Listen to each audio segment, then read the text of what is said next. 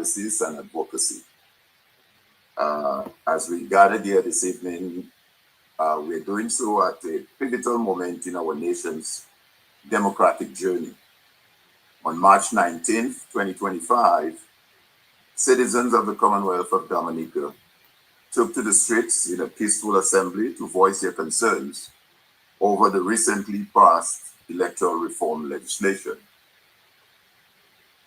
Legislation that, despite its intent, failed to incorporate fundamental elements necessary for free, fair, and transparent elections.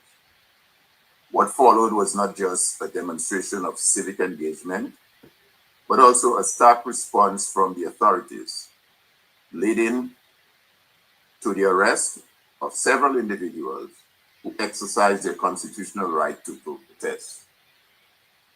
This town hall is more than just a review of recent events.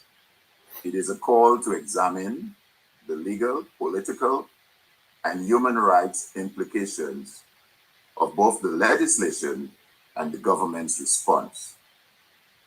Today, we will hear from legal experts, civic leaders, and stakeholders who will provide a critical insight into the state of democracy in Dominica and explore potential courses of action moving forward. As we engage in this discussion, I encourage a spirit of open dialogue, respectful exchange, and solution-driven debate. The future for our democratic processes depends on informed collective action, and it's through conversation like these that change can begin. This evening, we will have, or you will hear rather, from several legal persons addressing various aspects, not just of the legislation, but what transpired following the passage of the legislation, namely the arrest of persons, as I indicated earlier, the use of what is we have on our statute books called the Riot Act, citizens' right to protest, constitutional and human rights violation, as well as the conduct of the police in dealing with this matter. To begin the presentation, I'm going to call on Mr. Ronald Charles, an attorney, who himself, along with Joshua Francis, another attorney, and several other attorneys who were directly involved dealing with the persons who have been arrested, doing the interviews, and assisting them in taking this matter, dealing with this matter at the magistrate's court. Mr. Charles will give us a situational analysis of the current arrest. As we speak this evening, there are as many as 14, I believe, but Mr. Charles will confirm that 14 arrests made so far, including the arrest of Mr. Johnson Boston, who has since appeared at the magistrate's court and is on bail. So, Mr. Charles, if you can hear me, I will now ask you to present a situational analysis of the current situation. Ronald, can you hear me? Ronald?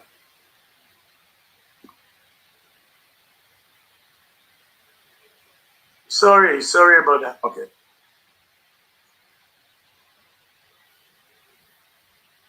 Thank you, Mr. Moderator. Can you hear me loud and clear? Yes, I'm hearing you. Good evening to everyone here this evening.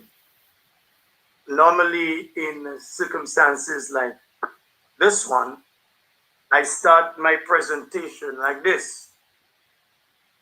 God of justice and mercy, help us remember that you have created each other and every person with dignity and worth. In all that we do, help us treat one another with the respect and honor due to each other. Thank you. Now, when I speak on behalf of a lot of other lawyers who have inputted in one way or the other as it relates to the situation on the ground. And I want to start with highlighting some of the lawyers. Now, I want to apologize if I missed somebody because it has been a long run since the 19th of March 2025. Let me openly thank Mr. Joshua Francis,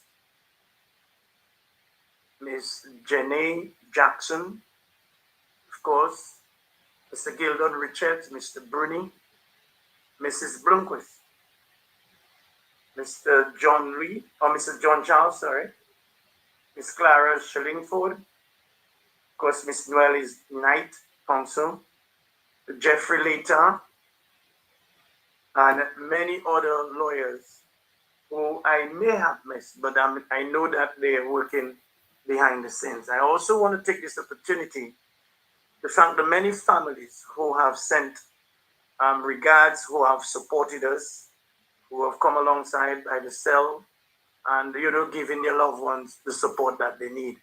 I want to also take this opportunity to thank all the political persons, the leader of United Workers' Party, Dr. Thompson Fontaine, our president, Mr. Lennox Linton, Mr. Boston from the Freedom Party, and of course the political leader, Mr. Ito, Sir Joshua Francis, also, and all the other political leaders who have assisted in one way or the other by reaching out and or doing whatever they can in their capacity to ensure justice reign. So I want to get this out of the way before I start my presentation. As you all know, on the 19th of March 2025, Mr. Bernard Monroe and Mr. John Baptist Charles was picked up on the 19th and charged and admitted to bail. Mr. Samuel Dura was also picked up on that and was also Mr. Samuel Dura, unfortunately, bail was denied on the basis that the prosecution cited Section 6 of the Bail Act, and specifically making reference to Section 6CF. And Mr. Dura's bail was denied on the basis that he offended while he was already as part of his bail condition in his previous matters that he had before the court, which is not related to this matter. One of his conditions was that he wasn't supposed to offend while on bail. That we can talk about some other time. And therefore, he is remanded at the Stock Farm prison. He has been since visited, and an application will be made before the High Court to look at bail for him. That document is already drafted, and is being reviewed. Of course, Mr. Hector John also was picked up on the 21st of March 2025 and charged and admitted to bail. Of course, Mr. Gildon Richards, again, thank you. He was the one representing Mr. John and giving good guidance to the team. So, of course, Mr. Bruni and Mr. Gildon Richards, thanks. And, of course, a number of persons were picked up on March 25th. That is Danny Luque, Paula Celestin, Siri Defoe, Imran Khan Joseph, and Clementina Michel and Moses Prospect, all of which receive bail, and they are on bail as we speak. And of course, Miss Clementina Michel is represented by Gina Abraham, and Miss Felix is represented by Heather Felix Evans, Mr. Joshua Francis, and myself. More recently, of course, as you're aware, Mr. Boston was also bail, and I highlighted it to give thanks to Mrs. Blomquist, who not only assist him as an attorney and giving legal advice where necessary, but she also is a surety for many persons that who are unable to come up with the necessary security for that. So thank you, Mrs. Bloomfield, for that gesture, and I believe it is commendable.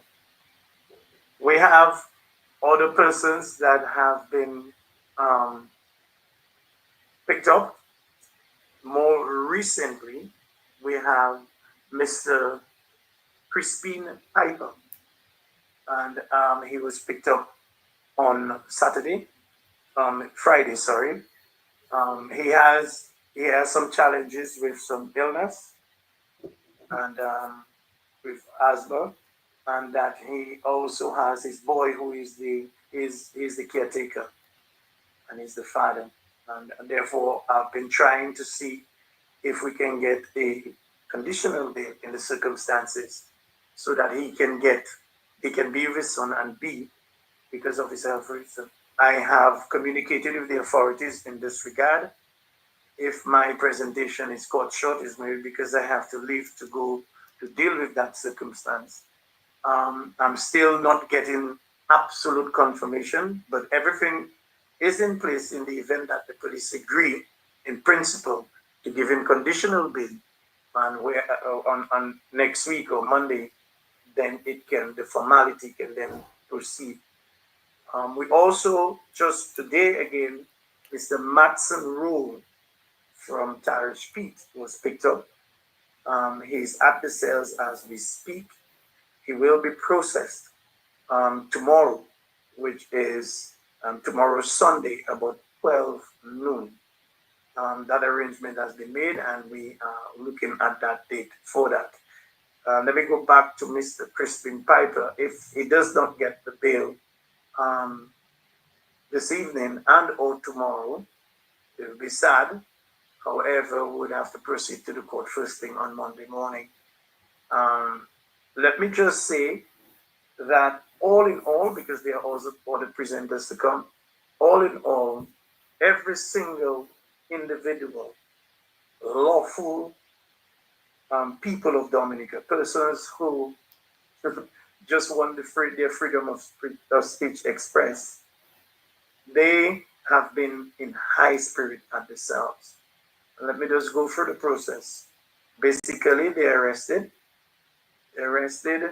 and charged under the Riot Act, basically Section 4, and because of time, I will not go and read it.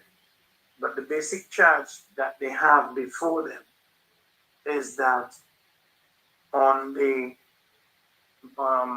in the parish of St. George in the district aforesaid, did unlawfully, righteously, and tumultuously assemble together to the disturbance of the public. That basically most, and if not everybody, is being charged on this.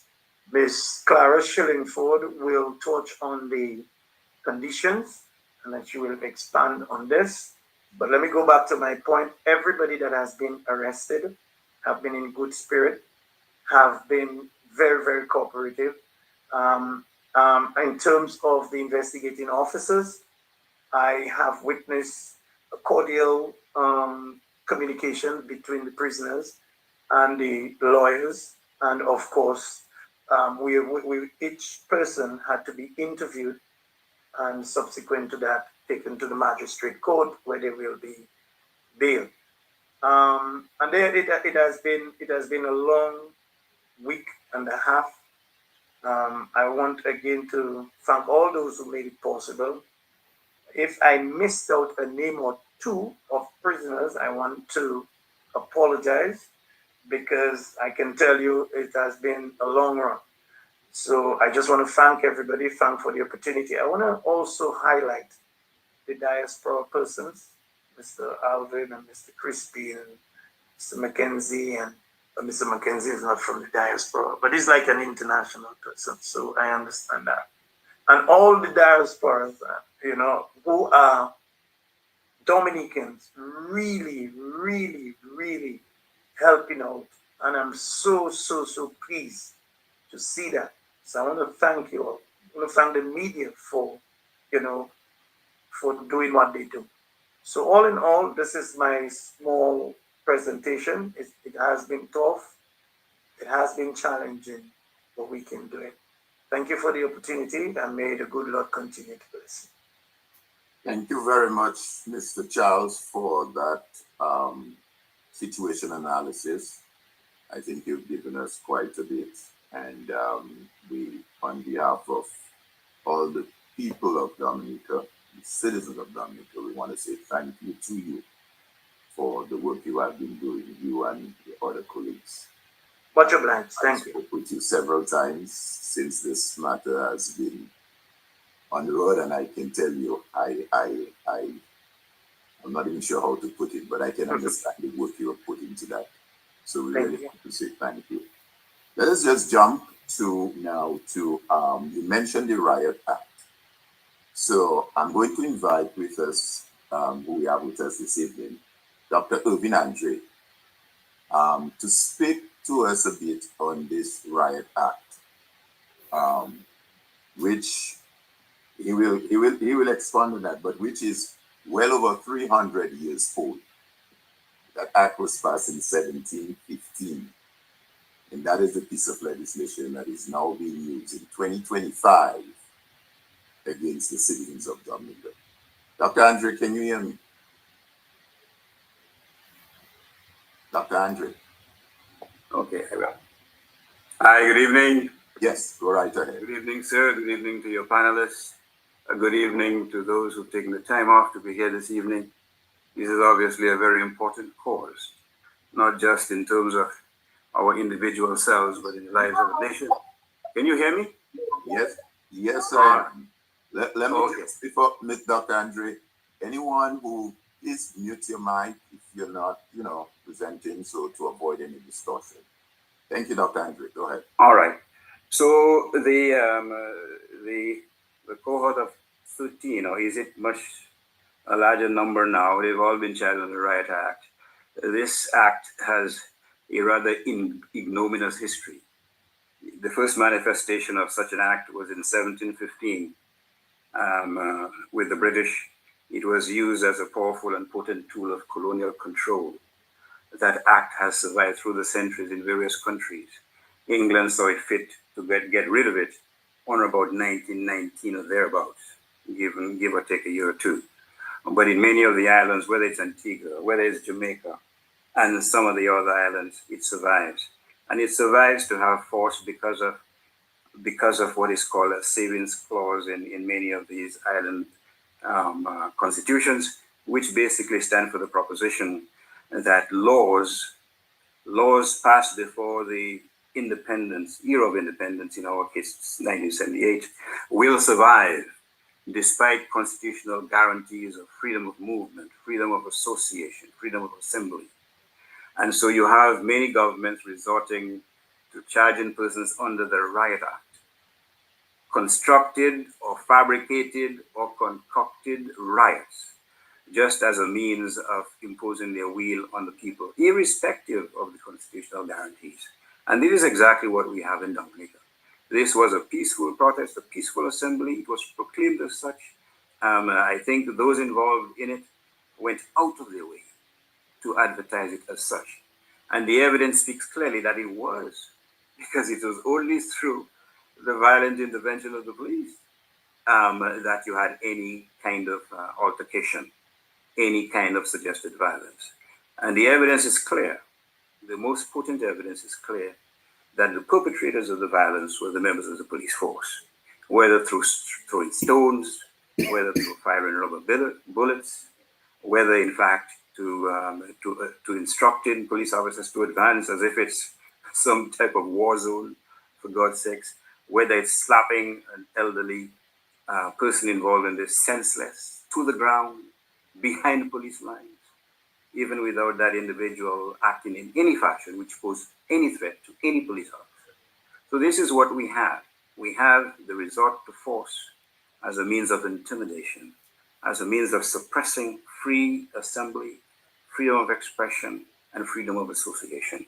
So the question for our wonderful lawyers who are assembled here this evening is whether what as a group or as individuals they can do to deal with, from a legal perspective, what is clearly, in my respectful view, a blatant and flagrant violation of the individual rights of freedom of association and assembly, which is recognized worldwide.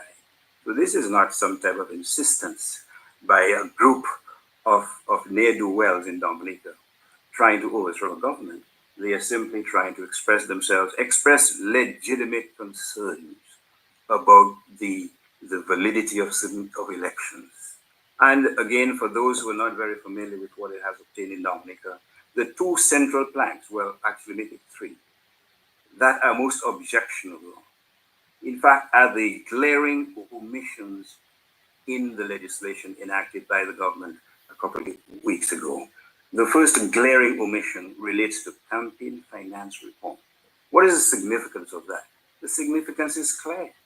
How can you have free and fair elections when one side has unlimited access to monies hidden in mysterious accounts, according to a passport seller, to finance an election?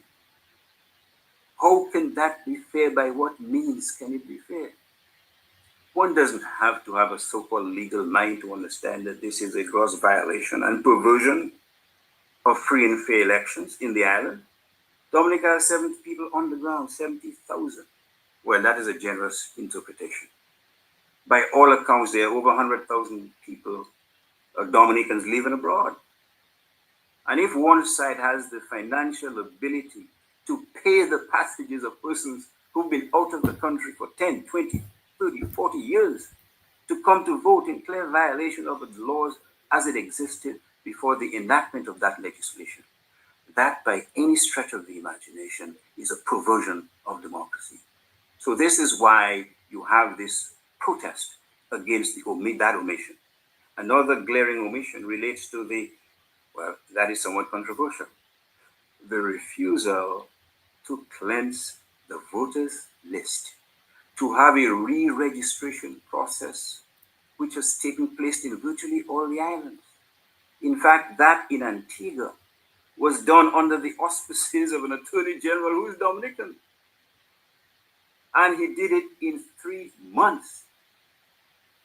And Antigua has a much larger population than Dominica. But you know what the authorities and the political electorate, you know what they've chosen to do instead? Now listen to this carefully. They have chosen to say or to affirm that rather than a re-registration of voters, they plan to have a reconfirmation of voters. Now imagine this with me. To the extent that on a voters list, you have persons registered as voters who've been out of the country for 5, for 10, for 15, 20, 25, 30 years. And what they are proposing by way of electoral reform is to have these people come and reaffirm or reconfirm that they are on the voters list. So in other words, you are legitimizing, you are normalizing, you are entrenching voter fraud. And you are calling it electoral reform. This is a travesty of what a free and fair election is all about. And this is why we have to take it seriously. And once again, let me say this clearly and unequivocally. You do not need a legal mind to understand how that can distort free and fair elections. You do not need to understand that if one side can afford to bring in hundreds of voters, not just to vote, but vote in strategic constituencies where the opposition may have a fair chance of winning, you do not need any imagination or any interpretation of anything to see that, quite frankly, if that continues to persist, free and fair elections as are known in all other Eastern Caribbean islands and elsewhere is dead. We might well have an obituary tomorrow. We might well have a funeral tomorrow. And that will also be a peaceful assembly, which, quite frankly, should not be actionable in any way, or it should not be criminalized. So we are at a crossroads. We have no intention, at least as I understand it, those involved in participating and having these peaceful assemblies. They're standing up for democracy as we know it. There are persons listening, Mr. Thomas, who are from some of the other islands. I can bet you, I can challenge any one of them to tell us whether their island governments have enacted that type of legislation under the guise or under the Trojan horse of free and fair elections. This is a fight that Dominicans cannot lose, because we will lose the democracy that has been nurtured so tenderly by previous leaders. And we would be dropping the ball to allow the present administration to violate these fundamental tenets of democracy with impunity. And hence we have to stand up and be counted at this critical juncture of our history. Nothing less will be acceptable, regardless of what side of the aisle. This is not a fight against political parties. It is a fight for the soul and heart of democracy as we know it in this minuscule island. How can you have a democratic state where the police believe that someone seeking to have a peaceful assembly has to ask the permission of the police force to have such assembly? What kind of democracy is that? How can someone who, for example, peacefully participated is charged for just participating in such an assembly? It is reminiscent of the Dread Act.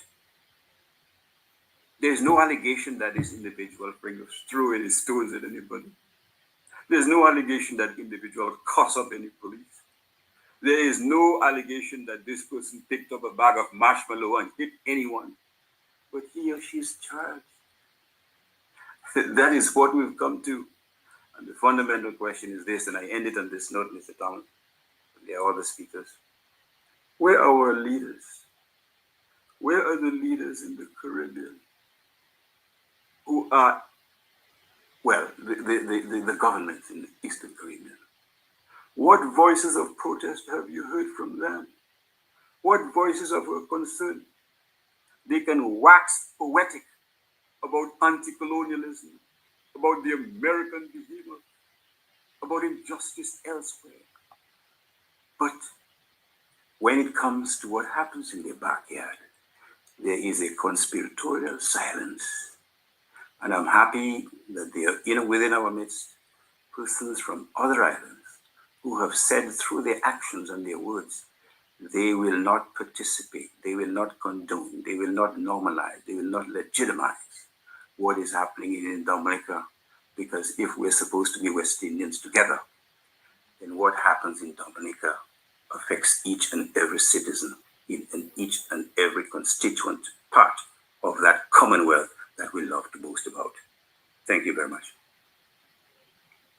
Thank you very much, Dr. Andre, for that well presented presentation as it relates to the Riot Act and touching on a few key areas.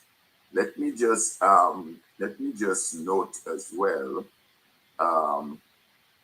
that the Dominica Bar Association, in a letter dated the 30th of August 2024, addressed to the Honorable Attorney General, captioned "Submission on Government of Dominica Proposed Electoral Reform Bills."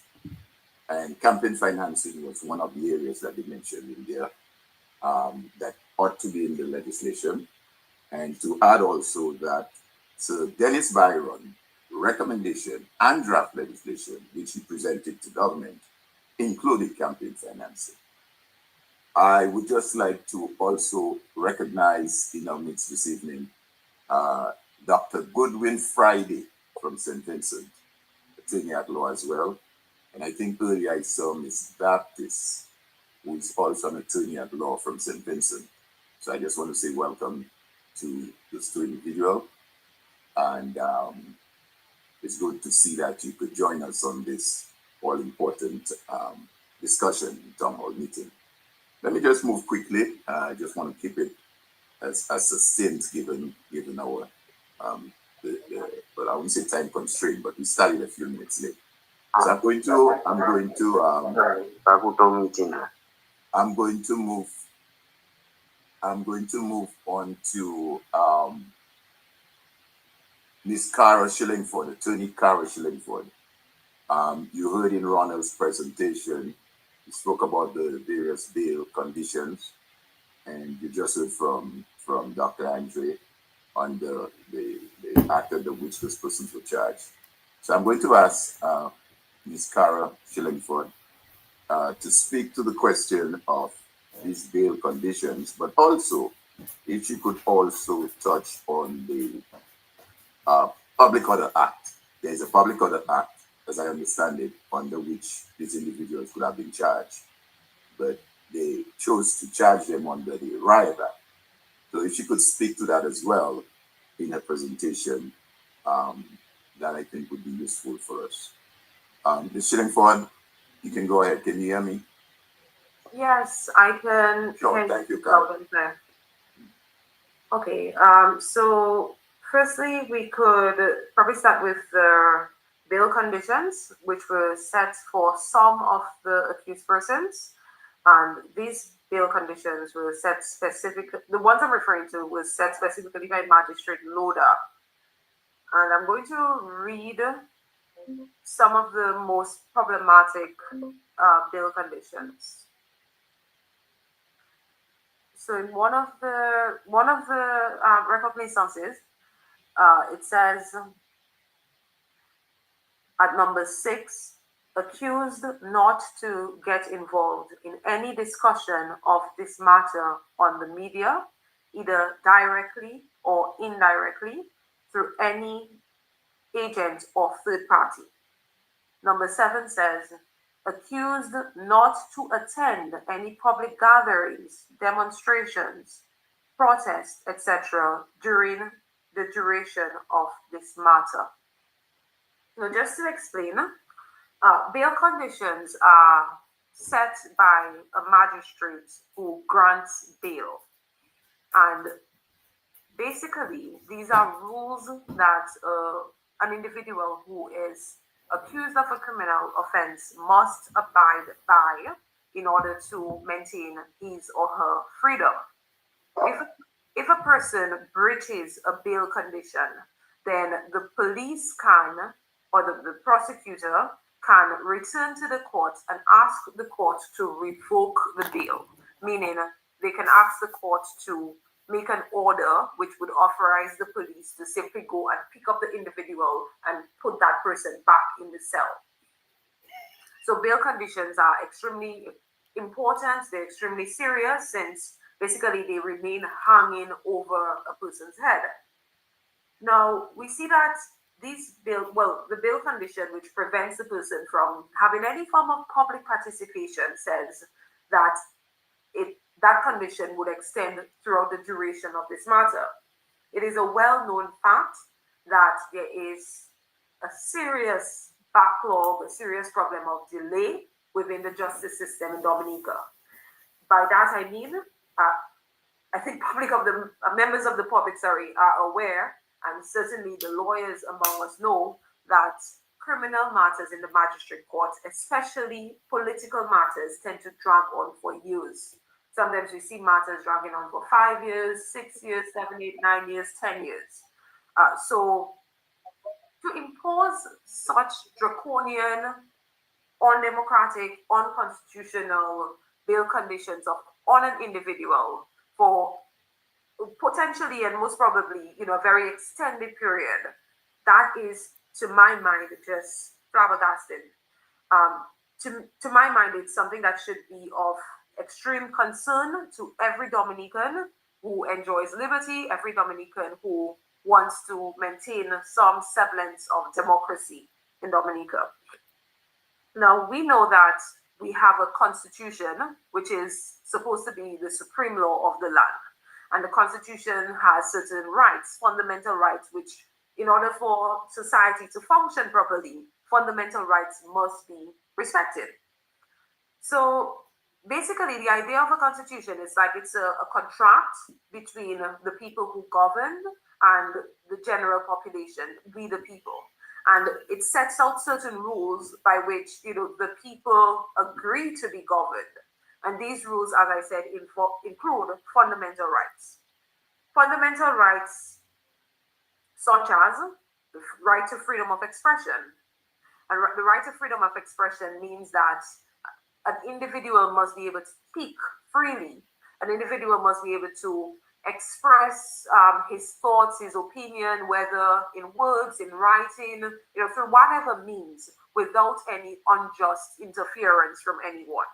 There are very few limitations on freedom of expression, none of which applies in this case. Limitations would pertain to, for example, laws concerning defamation. But in a case where, such as this, there is a very controversial bill, something which affects the entire nation, something which is a matter of great public interest. It goes without saying that this is a subject on which every Dominican must be able to speak freely on. So when a magistrate decides to basically put a gag order on defendants and essentially prevents them from speaking to the media on anything related to a pending case, then the question we must ask ourselves is, what is it about this case that the magistrate wants to keep secret? What is it about this case that the government does not want members of the public to know? Moving on to the second problematic bail condition as it relates to preventing a person from attending public gatherings. We know that we have the constitutional rights to freedom of assembly. And I pause here to say that these constitutional rights are additionally universal human rights, meaning that the right to freedom of expression and freedom of assembly are not only in the local constitution of Dominica, but additionally, these are recognized in, for example, the Universal Declaration of Human Rights, which was signed after World War II, and also in the International Covenant on Civil and Political Rights, which is an international treaty that Dominica has signed. Dominica is a party to the International Covenant on Civil and Political Rights. So, moving back to the bail condition, the people who are before the court are persons who have taken an active role in terms of public discussion. For example, we have several former members of parliament. We have Hector John, we have Danny Luge, we have Johnson Boston. We have a number of persons who would regularly attend events which concern matters of public interest. When you make an order which prevents these individuals from attending public gathering, then you're essentially saying that these individuals who are the leaders, these are patriots, these are the leaders of certain fractions of the community, that these individuals must no longer participate in public life. And that is just, to me, it is something which is completely unacceptable.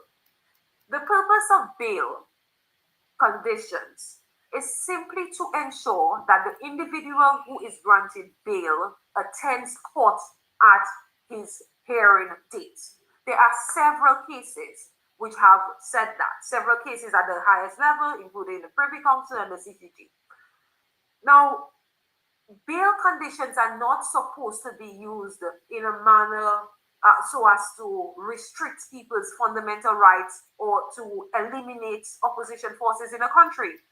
When you do something like that, then it becomes very problematic. Now, as it relates to these bail conditions, additionally, what I would say is that these, considering the length of time that matters pen before the court, if it is that an election is called while these matters are still pending, then that would mean that all of these persons, including politicians, active politicians, cannot attend any political rally, etc. This is something that, as I said, should be concerning to every single person in Dominica, as well as within the region and internationally. Now, as it relates to the Public Order Act, we know that there was a recent case concerning an interpretation of the Public Order Act. That is the Loftus Jura, Atherton Mater, and James Daisy case against the Attorney General. In a decision delivered, I believe it was in October of 2024, High Court Judge Justice Williams, basically he interpreted the Public Order Act in such a way as to say that the persons who wish to have public meetings should request permission from the Commissioner of Police. However, this decision is being appealed. We have filed an appeal before the Court of Appeal, and we're waiting on this appeal to come up. The Public Order Act is a document which is available online. So anyone on this platform, any member of the public can simply go onto lawsofdominica.com, get onto that portal and put in Public Order Act, and the act will come up. Anyone who reads the act can see that the act makes a distinction between public meetings and public processions. The act actually has a definition section where it defines public meetings, and it has a separate definition for public procession, which obviously says that these are two different things. The act says that permission is required for public procession. The act does not in any way say that permission is required for public meetings. It would be indeed a very strange, undemocratic thing for persons who, that persons who wish to have a public meeting to discuss something which perhaps members of the government are doing, which is wrong, or perhaps something which members of the police, they're doing, which is wrong. That, those opposition forces, those dissenters, people who are not part of the the government, I should say, not majority, but they're not part of the government, should seek permission from the very same government, the very same state forces to have that public meeting. There have been declarations by the Human Rights Committee, including a general comment on the right to freedom of expression, which clearly says that it is a violation of the right to freedom of assembly. There's a violation of the right to freedom of assembly for a state to have laws which make it a requirement for there to be prior permission before there is an assembly. So this issue of prior permission is something that we believe is wrong. We don't believe that prior permission is needed to have a public meeting. And it's something that, my clients and I were willing to go all the way to the CCJ if we have to in order to correct this law. We are in very, very dark times in Dominica. The government, for whatever reason, has decided to embark on a crackdown on civil liberties, a crackdown on fundamental rights. Even, in 2015, when we had the Salisbury protests, we did not see the police embarking on these mass arrests. What happened was the police served summons on individuals who they say were involved in an unlawful assembly. And as most persons know, these criminal proceedings against the people of Salisbury were stayed in the magistrate court. So we got an order of the High Court staying the criminal proceedings.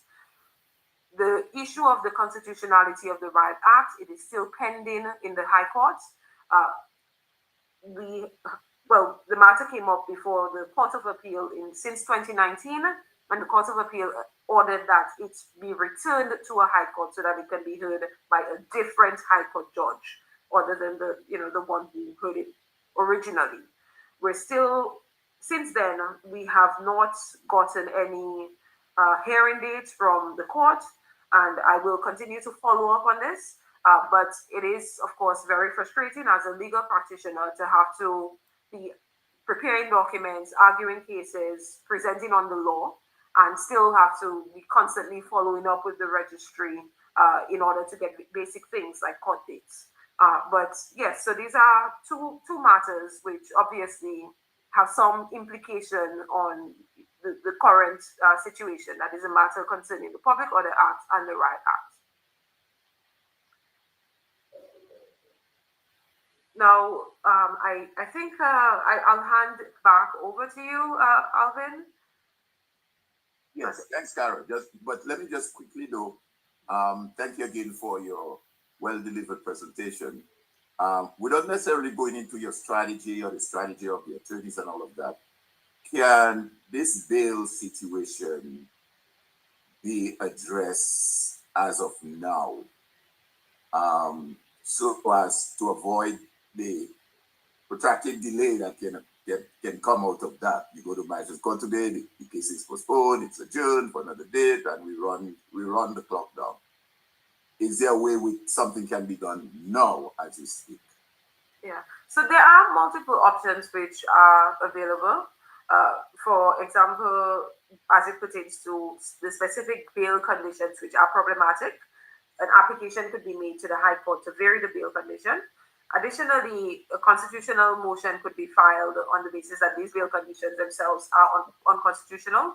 As it relates to the actual criminal proceedings, there is also the option of doing, just as I did in 2015 as it relates to the Salisbury people, a stay could be applied for so that these persons do not have to be wasting their time going back and forth to magistrate courts, which obviously it is very frustrating. It's frustrating for us as lawyers when we have to be constantly going to courts just for adjournments. And it is, of course, frustrating to members of the public.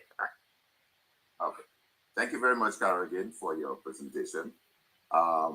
Let's now just move on quickly to Attorney Earl Williams. And Earl will speak to the question of constitutional and human rights violation.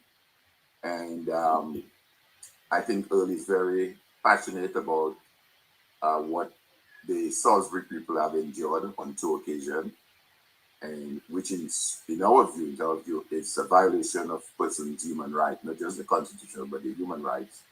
And I would like Earl to just touch as well on this whole question of citizens' right to protest. Earl, can you hear me? Yes, I'm hearing you. Can you hear me? Thank you, Earl. Yes. Good evening to all my esteemed colleagues who are part of this discussion tonight. We have heard some very excellent presentations from the people thus far. So I know that you wanted the whole idea of whether or not permits are required and whether or not people require permits to have a peaceful demonstration. I think I will start from the basic. I think when we went to law school and we faced a challenge, you always start with your constitution, and then you can move to other secondary laws. Our constitution, as enunciated by Ms. Shillingford, that gave us some fundamental rights which are protected under the constitution, which is the highest law of the land. And under chapter 1, it started this, the fundamental rights were so crucial that that's where we start. And it reads, whereas every person in Dominica is entitled to the fundamental rights and freedom, that is to say, the right, whatever it is race, place of origin, political opinions, color, creed, or sex, but subject to respect for the rights and freedom of others and for the public interest to each and all. The following, namely, right to life, liberty, security of persons and protection of the law, freedom of conscience, of expression, and of assembly and association, and the protection for privacy in his home and his property, and the deprivation of property without compensation. And they say the provisions of this chapter shall, for the purpose of affording protection to those rights and freedoms subject to such limitations of that protections as are contained in those provisions, being limitations designated to ensure that the enjoyment of said rights and freedoms by any person does not prejudice the rights and freedoms of others or the public interest. So what it's saying there, that particular section is not interested in protecting government's interest, the public interest and the interest of others. And as Clara rightly said, it means if you defame somebody in your expression, we cannot stop you. But if you defame somebody, the person can sue you and get compensation. Okay? So it protects. So any law that comes, it should protect only the public interest and the rights of other persons. Now, this is the Constitution. We start here. And I know you asked me whether or not we need permits. Now, where else does that right is being protected? Ms. Shillingford just tells us about the human rights, international covenants on the civil and political rights. And Article 21 protects the right of peaceful assembly. And the whole idea of permits, the assembly clearly prohibits the whole idea of permits. In other words, I will read from the General Comment number 37 of 2020 on the right of peaceful assembly, referring to Article 21. And the introduction, the preamble to that statement, it stated that the fundamental human right of peaceful assembly enables individuals to express themselves collectively and to participate in shaping their society. The right to peaceful assembly is important in its own right, as it protects the ability of people to exercise individual autonomy in solidarity with others. Together with other related rights, it also constitutes the very foundation of a system of participatory governance based on democracy, human rights, the rule of law, and pluralism. Peaceful assemblies can play a critical role in allowing participants to advance ideas and aspirational goals in the public domain and to establish the extent of support for an opinion to those ideas and goals. Where they are used to air grievances, peaceful assemblies may create opportunities for inclusive, participatory, and peaceful resolution. That right we are seeing here, as Ms. Shillingford said, it is now the law of the land. By Dominica ratifying this convention, it becomes also the law of Dominica. I think the government probably feel they could go and ratify most of those covenants and most of those human rights and other things in international treaties, and they think those international treaties, they just sign them and put them there and it's finished. I don't think they have any idea that once they ratify those laws, it becomes the laws of Dominica. And a breach can take them to the Human Rights Court, and we can also rely on them in the courts here. Now, this established our right again to peaceful assembly. I just read from the Constitution. Now, we were talking about whether or not permits is required. I think Ms. Shillingford dealt with it, but I will still deal with the permits idea. When you look at the Public Order Act itself, it has never required a permit for public assembly. Never required.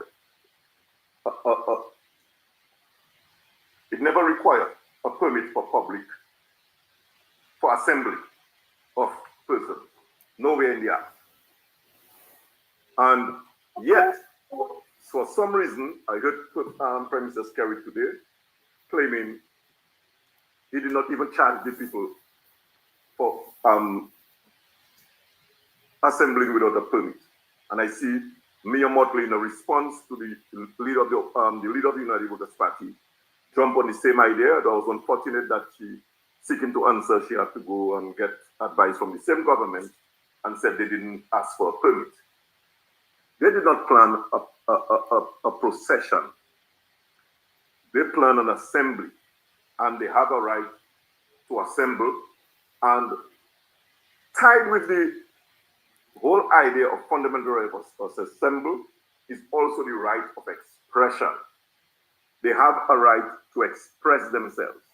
And unfortunately, even the same riot act, this draconian riot act, prevents people from having t-shirts, written with certain things, and so forth, so forth.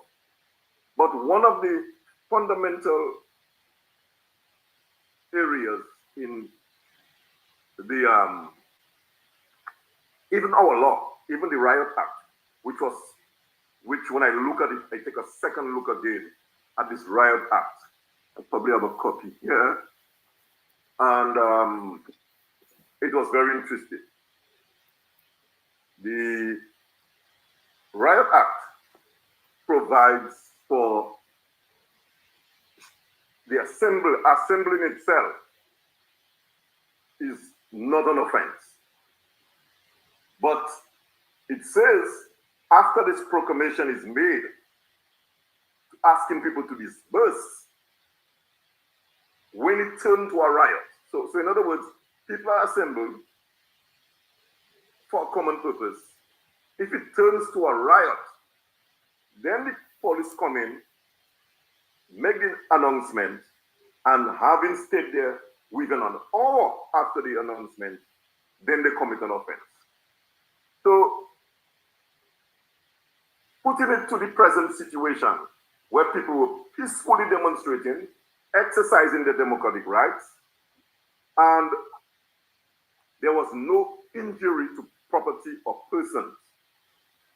And then the police make that announcement unlawfully, wrongly, and they did not even wait for 10 minutes or 5 minutes, already lost an hour, and start tear gas, rubber bullets, and so forth. Now, at the last discussion we had, I said we need to differentiate between assembly and a riot. Riot involves a certain element of violence. To term any gathering to a riot, it must have some violence. But before I go to this, and when Ms. Schillingford was talking about the assembly, and I figured something in my head, I say, boy, so many times when my friends would meet on Bayfront and we would have more than 12 hanging out on Bayfront, we would have to ask for permission to do that. We would have to write the police chief and say, hey, I think 15 of us guys, we're going to go on the Bayfront and hang out on Friday afternoon. We need a permit to do that. Because government will have to issue permits every day. We used to have cricket games, and we're in the public field, with the public area, and we have hundreds of people gathered there who would need a permit to play a cricket match because we would assemble here. So the assembling should never be a problem to government. It's only the violence and the riot. Now, what does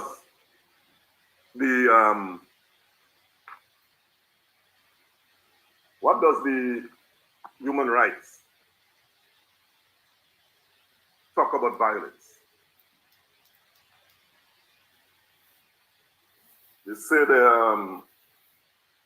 okay, it give us the right to assembly, but the violence, they said here, I'm going to read, a peaceful assembly stands in contradistinction to one characterized by widespread and serious violence.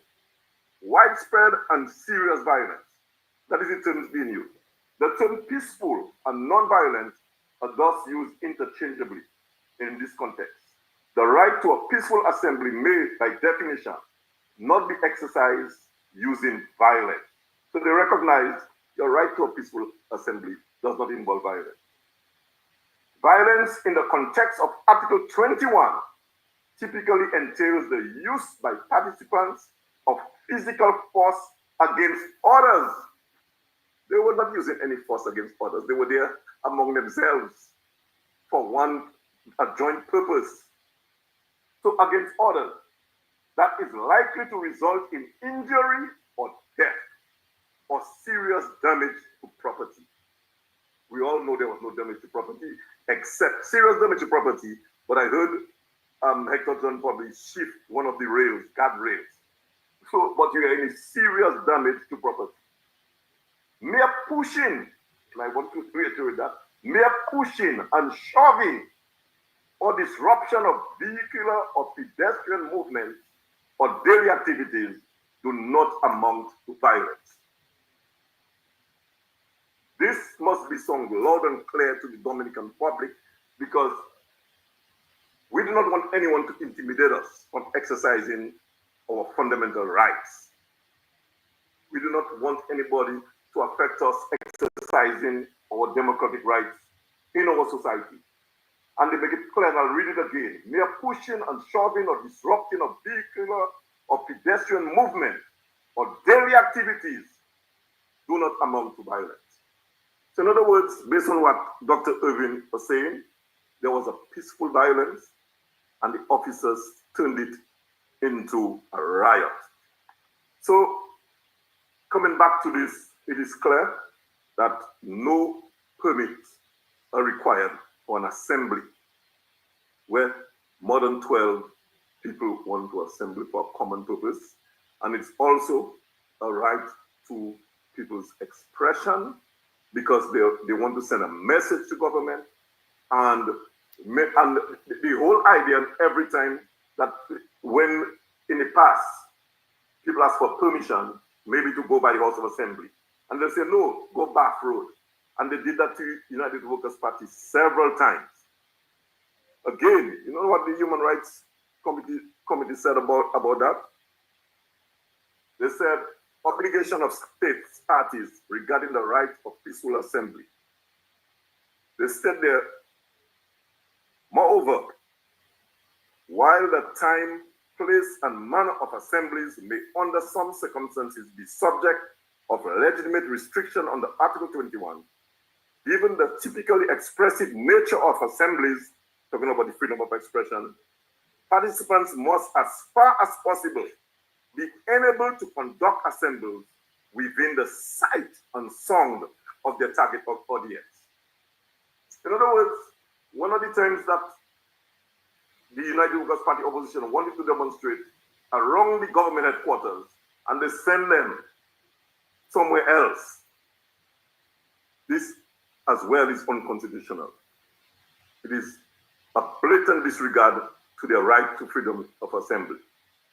And even on that day, they put barriers and prevent people from coming to the House of Assembly where the bill is being debated, where they want their parliamentary representatives, their ministers to hear their cries, hear the shout for justice. No, the police, through the government, want to keep them at bay, away from parliament, away from facing their own reps, their own representatives. That, again, is a violation of their human rights. So, therefore, I will conclude to say it is a violation of their human rights to ask the Dominican people to get permits for a lawful, non-violent assembly. And also, it is unlawful for not giving the participants of a lawful assembly the permission to be at the site where the people can hear them and see them and hear their expression on whatever views they want to express to their government. Thank you, Earl, for that presentation. Very, very, very well-delivered presentation, covered several areas. And as I indicated, when I introduced and opened up the town hall, um, I indicated that as we engage in this discussion, it is done in a spirit of open dialogue, respectful exchange, and solution-driven debate. And where do we move? How do we move forward from here? So I'm going to take the final presenter, who is an attorney at law as well, Mr. Gabriel Christian, and he's going to speak briefly on the conduct of the police. That is something that needs to worth noting. The manner in which the police behave, right? Those of you who saw some of the videos, you saw police sending rocks after individuals, the protesters, challenging the protesters. And also you saw the police manhandling a member of the press, the media. That too is a violation of free press. So I will ask Mr. Christian to make a brief presentation, and once he's done, I will open up and entertain comments from you, the audience. I just ask that you be brief in the interest of time, be respectful, and so Mr. Christian, go ahead with your presentation. Thank you very much, Alvin. I just want to say a blessed good evening to everyone and to all my colleagues who spoke earlier. I had the opportunity to hear Dr. Andre and Kara Schilling from Bill Williams. I endorsed everything that was said. And in fact, I'll go as far as to say that maybe it's the first time that we've had so many Dominican-born attorneys addressing the issue of dictatorship in one place online. And that's quite heartening, because what it says to me is that we are getting to that place where we can engage in a sort of useful dialogue and at the same time educate all people. I take particular interest in this because I grew up in a police home. My grandfather and father were police officers. And when I joined the cadets in '72, we went to the armory every Thursday at $1,500 to draw arms. And we were part of that apparatus. And I actually, before May 29, 1979, which is the worst riot in all of modern history, I was actually, and I said it this week in a radio note that I sent, engaged as a riot or a make-believe or simulated riot mob at the camp we had in our plane, while the SSU and the Defense Force were the riot squad. And so I know what the process is. The proclamation is read. In that simulation, the banner was unfurled. You said, dispersal we smoke. Well, we saw none of that sort of protocol. None of that happened. Indeed, as Alvin said, and I think somebody may have intimated earlier, what we had happened on the 19th March was, in 3 instances, I can identify where, prior to any pulling away of the barricades, the police were engaged in riotous conduct. There's one instance where a man, I'm not sure how old he was or how young he was knocked to the ground. I'm not sure. It looked like the officer had a weapon or some item some object in his hand.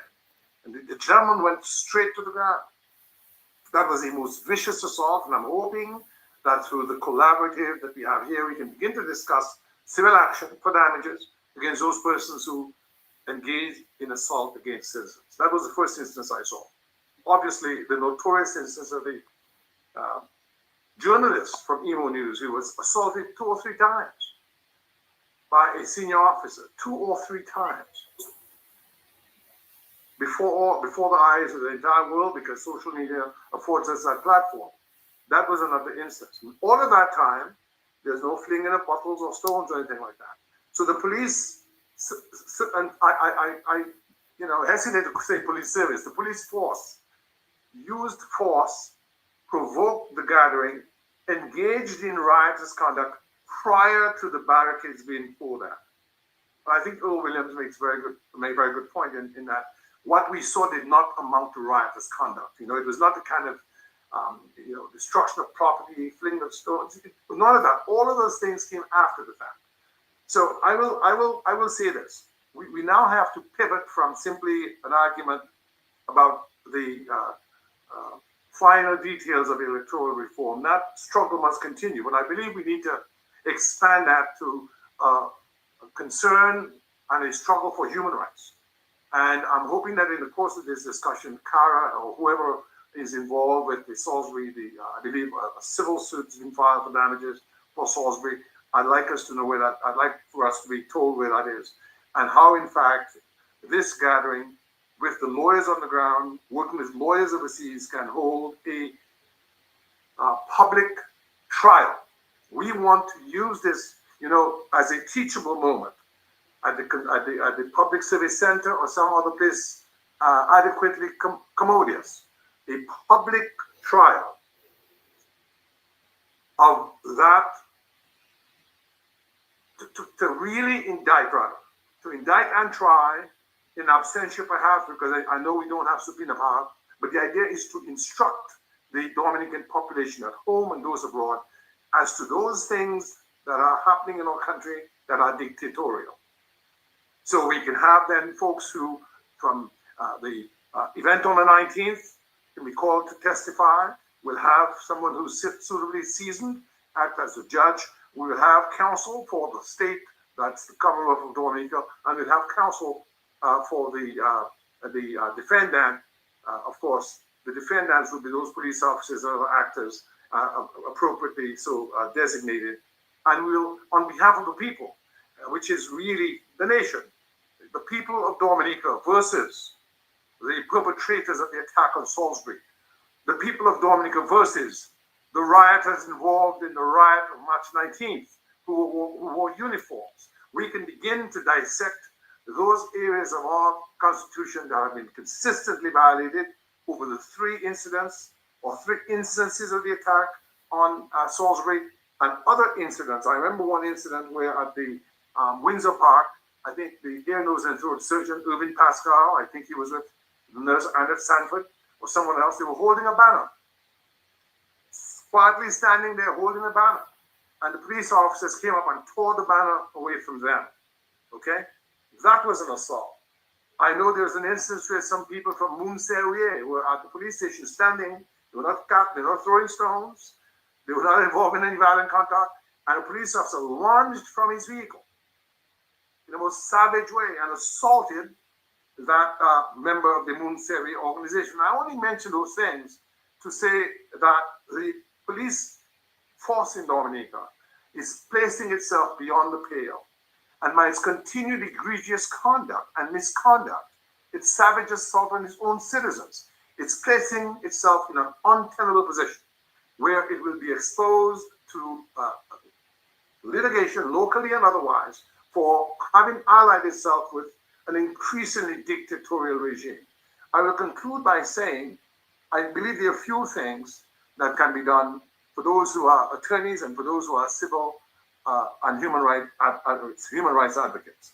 The legal advocacy is already in play, and Kara and the others have told us about that. We know that the lawsuit for the people of Salisbury, of which, of course, I'd like to hear more about, is in place. We know that the suit with Arthur Martin and the others as to procession versus assembly, that's pending, and I'm hoping that a good result will come through. So legal advocacy, I'm hoping partnership between the local bar and Dominican attorneys overseas can proceed in a way to help the cause. Number two, public awareness. The whole idea of that trial that I talk about would be to increase public awareness. There are too many Dominicans who are in the spectators gallery who expect others to carry water for them. The job of nation building, the job of preserving what is left of our democracy is a job that all of us must engage in whichever way we can, no matter how small, every little bit counts. So public awareness and education, that's number two. Number three, engage with policy reforms. That's already in place with regard to the electoral reform debate, but I believe we need to have something. I know that, of course, Dr. Andre and others, myself included earlier on, formed the Nature Island Dominica Civil Liberties Foundation, and that was done to create, at least in the diaspora, some framework for the defense of civil liberties. And I'd like to think that on Dominica, that the Bar Association can so engage, in particular with our students, because what I see as a concern is that our younger people, and this is something we can discuss, what is it we have to do to get our young people who can find all the resources and time to be in celebratory events, carnival and the like, and the different festivals, but not enough time to really address that which will affect their future and their livelihoods. And finally, we have to find a way to systematically collaborate. I am a little bit concerned that we've not heard enough from the Employers Federation, the Dominica Association of Industry and Commerce, the Church Council, the trade unions. In 1979, and in the lead up to it, all of those civil society organizations were very, very, very profound in their outcry, in their outspokenness, in their organization of meetings at the Goodwill Parish Hall, at the St. George's Hall, at the various schools. And that included the National Youth Council, which may be now emasculated because I was told it's nothing but a government, fig leaf. And we had a federation of students. Before that, we had a united student council, gathering all the students together. So we need to urge the students where we know them to organize themselves, because frankly, change in society is made by young ones 90% plus of the time, because they're the ones with the vitality, they're the ones whose future really would be impacted the most. And I want to thank everyone this evening for taking the time to do this, because when history is written, it will record that when Judy called, there were those of us who answered. Thank you very much, Alvin, and thank you to everyone here this evening. All right, thank you, Mr. Christian, for that presentation. Our producer is going to play a clip in a minute, but before we do that, and then we're going to open up, I suggest any one of you who would like to make a contribution, you could do so by just indicating your raise hand on your icon on your Zoom link towards the bottom. You will see that icon there. You just raise your hand, I recognize you, and you will make that intervention. And again, be brief in the interest of time. And again, we're not here to adjudicate the case. That is left for the lawyers who are here in the court. So I'm going to ask the chairman of the Electoral Commission, Mr. Johnson Boston, who is with us, to give some brief remarks. Mr. Boston, you can go ahead. Thank you, Alvin. You said the chairman of the Electoral Commission. Oh my God, I'm sorry. Maybe that's a position opening up for you just now. I don't know. I was going to point Chairman of the Electoral Reform Coalition, ERC. Thank you so much. All right, I got that fixed. Yeah, thank you, Alvin, and thank you so much for the work that you have been doing, your engagement, and to all those who have been involved. The lawyers, I think so good that tonight we can sit there as Dominicans, lawyers, both at home and abroad, and our friends from the regions and events, of course. I just got 2 messages from Trinidad where our friends have said they are with us, but they're fully engaged in a campaign, because election campaigns on there, and therefore they could not join because it's just symbolic of the party leader addressing a big convention there, or big rally. And then I heard from our friends in St. Kitts who are also willing to engage with us. But it's a nice thing that we can look at where we are, because all of us who are on this line, and those of us who are not here, are citizens who believe strongly in our country, and our fight basically is for the betterment of every citizen, Dominicans at home and Dominicans abroad. And we engage to ensure that if we're doing something, we do it right, we get it right. May not be perfect, but at least we can reach a situation where we can serve our people and we can solve our issues amicably in the betterment of every citizen. So it's a good start tonight that we can engage and discuss. I like the contribution made by everybody so far. I think, as I said, I'm not a lawyer, but I learned quite a lot listening to those who are presented thus far. And I think it is a work in progress and a learning exercise.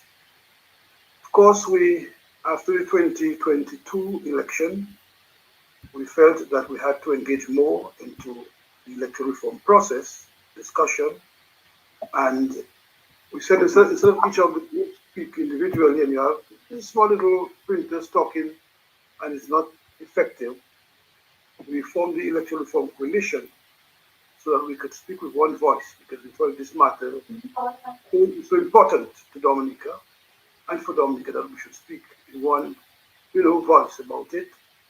So the political parties and civil society organizations, including some churches, get involved.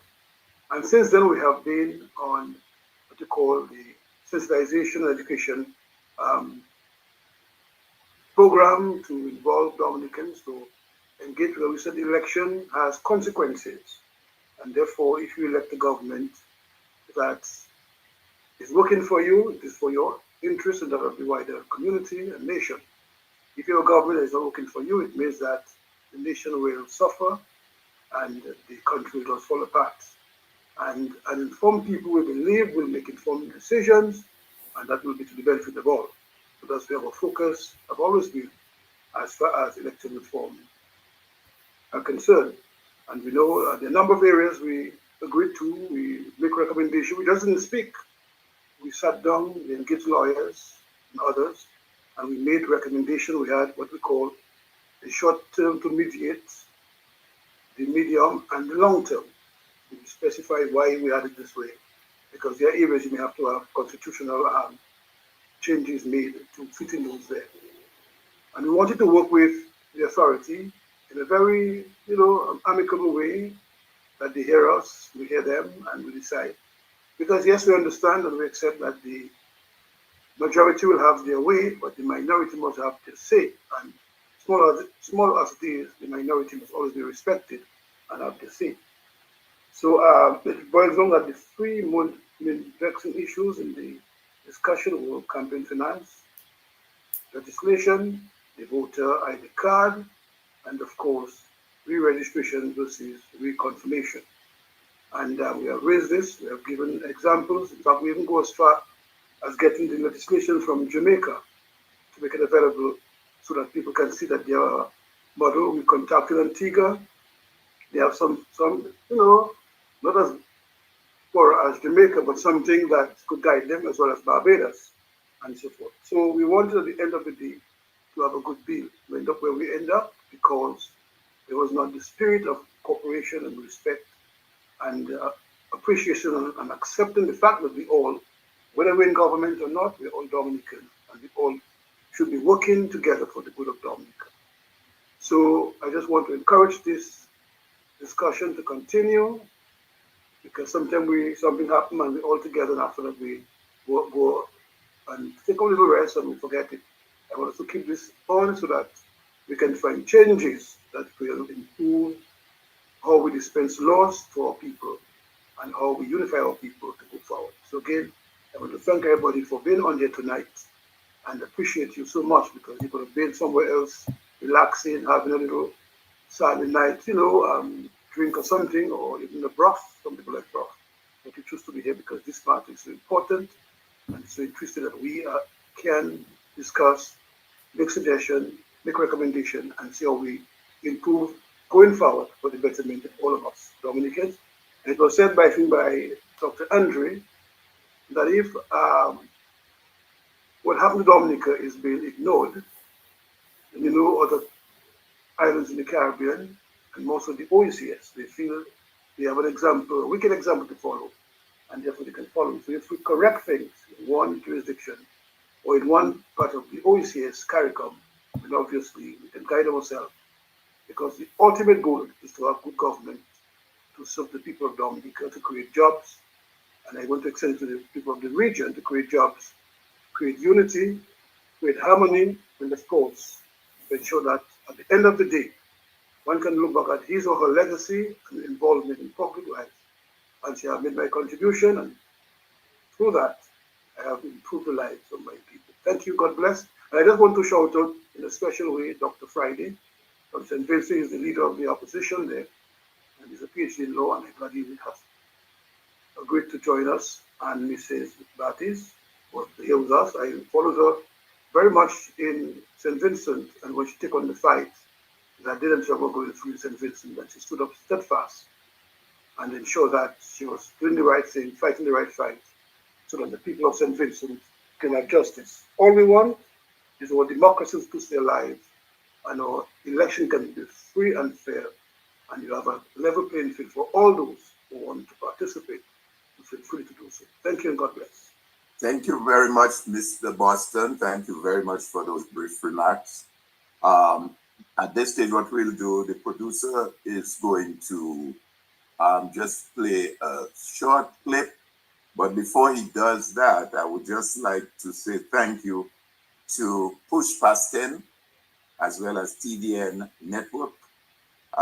They are both carrying this live via their Facebook and YouTube platforms. So again, Push Past 10 and TDN Network. Just want to say thank you as this is being carried live via Facebook and YouTube coverage. Also, Civic Vibes is also carrying this live as well via a social media platform. So the producer will just play a short clip, and then I will get back to persons who have questions or comments to make. Dominica, this is an outrage. This is an act. Where maybe I don't know whether for America the government gives you a certain amount of money to run a campaign because at the end of the day you represent the country. You understand? And I think there should be some kind of reform as to how you raise money for the campaign and how monies are allocated.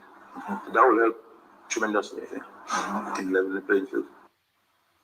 Leveling the playing field. Before you chime in, because I know you're raring to go, before you chime in on that, we want to fast forward to March 17, again, just 2 days before this protest action. The Prime Minister, in a press conference, had an evolved opinion.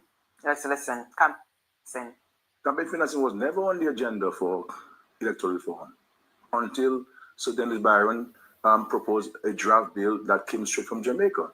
And even when you read the bill, that bill requires a comprehensive overhaul. It requires a consultation by itself. You understand what I'm saying? And countries where they have it, and only I believe only Barbados and Jamaica where there's some legislation on campaign financing. No other Caribbean country has it because these things are very complex and very technical in nature and requires a particular structure in place if you to properly oversee and manage this process. So as we've said, and I've expressed that on behalf of the government, that from a principal standpoint and from an aspirational standpoint, yes, campaign financing will be required. And this is why I raised it at the CARICOM meeting once, and the CARICOM was of the view that it may be better for us to look at this thing jointly, and to engage ourselves jointly on this issue of campaign financing, and maybe have a common legislation across our jurisdictions. Because it's a very complex of people who are not politicians, people who are never interested in politics and so on, can write from their private libraries on this issue because they're not practitioners, and then they may have particular views about politics and politicians, and they may express those views. And I read somebody who sent me something last night and so on. It's good literature, but good reading, but practically, what is it going to address?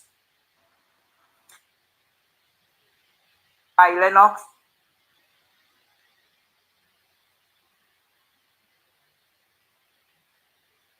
If there are no impingement of civil liberties, how do you explain that an individual like me who had absolutely nothing to do with some 10 individuals putting a few fires around Roseau spent 8 years being subject, not only that, arrested, spent 4 days in jail, maliciously 4 days, 4 nights and 3 days in jail.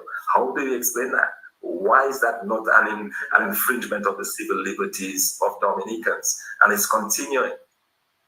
Based on this past events of 2 weeks ago, we now have some 13, 14 individuals who have been arrested, and the arrest continues. I am told that I'm on the list to be arrested. I may be arrested even now. Even as I'm talking to you now, I may hear a knock on the door and be arrested. That is what we face in Dominica. So how is it that this report finds that we rank so highly with civil liberties and democracy in Dominica? This is an outrage. This is an absolute outrage. Because as the Prime Minister indicated in his post-protest statement, what is happening is not the government trying to sort of bulldoze, and these are my words, not his, I'm paraphrasing here, bulldoze a parliamentary opposition and trying to get its way by sort of forcing reforms onto the nation. and he describes you and the others of the ERC, the Electoral Reform Coalition, as a group that is seeking solely to do chaos. But I want to ask about campaign reform, campaign financing reform. And it's something that Sir Dennis Byron, that he highly recommended to be instituted. I want to take us back quite a number of years to when Roosevelt Scarrett was first elected. And on the day of his swearing in, he was 27 years old. And he was being sworn in as the Minister for Youth and Sports. And he was interviewed by Lennox Linton, the president now of the United Workers' Party. At the time, he was media practitioner and he was the host for Good Morning Dominica. And young Roosevelt Scarrett, at 27 years old, had this to say about campaign financing. You fought the campaign and the issue of resources came to your mind. Did you begin to think that we must start doing something differently about campaign financing in Dominica? So certainly, I think let us try to level the playing field so that everybody can have a fair chance to make a contribution to the country. And I'm hoping that maybe we can have some changes and do it like America, where maybe, I don't know whether for America, the government gives you a certain amount of money to run a campaign. Because at the end of the day, you're representing the country. You understand? And I think there should be some kind of reform as to how we raise money for the campaign and how monies are allocated. That will help tremendously, I think, in leveling the playing field.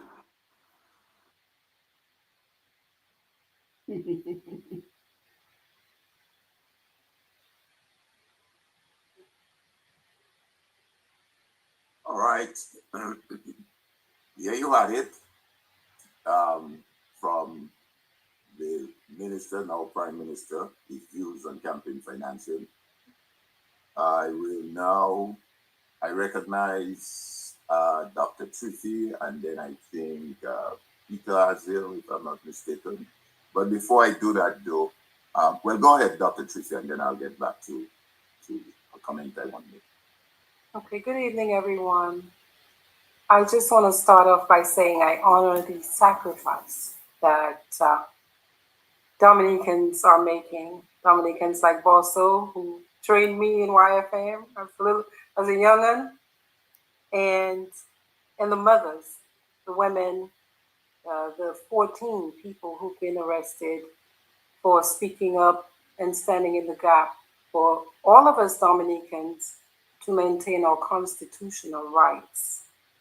My biggest worry tonight, in addition to the rest of some of what I've heard, is as we explore the idea of permits, I'm particularly worried about the community of Salisbury, and as a psychologist, the re-traumatizing event that just occurred. I read one of the letters from CARICOM in response to permits, and that was highlighted as I suppose, an out. But I also listened to interviews from family members who were in their homes and who were breathing in tear gas. And, my question is, do they need permits to be in their homes? The Salisbury villagers need permits to be in their homes. Tear gas. Here. Please, someone, hold on, Dr. Tracy. Yeah. Please mute your mic, please. Thank you. Yes, I think I'm also worried about collective trauma as we, the rest of the citizens, witness what is happening, as we watch our friends and our families get hurt. So I'm very concerned about that. I just wanted to express that tonight. Thank you, Dr. Triffy. Mr. Peter Azil. Yes, Alvin, thank you very much. Good evening, all. I would like to compliment you, Alvin, and the various attorneys, the political activists like Bosso, who are fighting valiantly, others who provide material, moral, and other support to the people who are being maligned, harassed, and arrested. Our prayers are with them. My heart is with them. And when I saw some of the things online, my tears were with them. Um, I'm one Dominican. I've been involved in politics since I was 14 years old. A very young man. Started when Freedom Party was first formed. Um, and I feel for my country. I've worked hard for Dominica. I feel for the country. And I believe that there is so much potential in our country that we can do a lot better than we're doing today. Um, the information sharing tonight was very instructive, and I wish to thank all those who provided the information. Personally, as I have told you, I do not believe in protest. I don't believe in protesting unless, of course, that one has all the bases covered and you are able to protect protesters and others. Otherwise, I always believe that as a strategist myself, I always believe that there are other forms of action that can be taken that can accomplish the same objectives. I feel personally, I feel the strategy that is being employed is falling short. Okay, Kara spoke of the condition of bail, the bail conditions. I wanted to ask whether it might be possible within the legal system in Dominica to have the conditions appealed, or whether the magistrate might be influenced politically, and therefore can one ask for him to be removed from these matters. That is for the legal minds to look at, but I wanted to raise a question. Irvin, it's nice to see you, nice to hear you. And the three pillars of which you spoke of, including the cleansing of the voters list. Personally, I believe that that can be dealt with without government's approval by neutralization of the people who engaged in illegal voting. Okay, I will not discuss the details in that forum, but I think that that can be done. Okay, there are strategies that can be put in place to ensure that all these people can be identified and that they're neutralized. I also wanted to find out if there was any possible civil action that can be taken against the government and its servants for what has been done to the protesters. And finally, we saw a repeat of what happened a few years ago to the people of Salisbury. My view is that CARICOM should be sued. There should be civil action against CARICOM because the CARICOM Treaty does not allow for intervention of other CARICOM countries, military forces in fellow CARICOM countries. The governments should also, civil action should also be taken against the leaders of the government. Civil action should be taken against the leaders of the military or the police force that came into our country and harassed our people and did what they did to the Salisbury people. Okay. All right. Thank you, Peter. Thank you for your intervention. We've got as many as almost 100 people there, and I'm sure others want to make a brief intervention. So I appreciate your contribution. You've raised a number of pertinent areas. Let's be brief, and especially if we want the attorneys to respond to some of the comments. So I'm going to take another comment, the hand raised I saw from, is it Moto? I'm trying to recognize who the individual is. Yes, my name is Joel Paris, an attorney at law. I'm calling Dominica. Okay. All right, go ahead, Joel. Yes. I just wanted to add my voice to the discussion this evening, and I want to say good evening to the listening public and to everyone who is joined here in the Zoom. I want to say four things, and I will say them very, very quickly. Right? I am in solidarity with the protesters because those who protested, they exhausted every possible peaceful remedy before resorting to protest.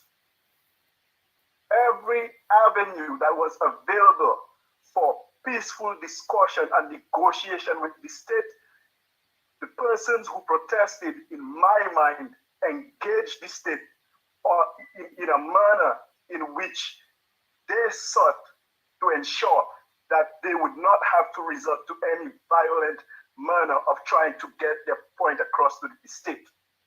So that is number one. Number two, I want to say that if we believe that we can have electoral reform without amending the Constitution, and the Constitution makes a very basic point in the sense that the Constitution allows for the Prime Minister to nominate the majority of persons appointed to that commission.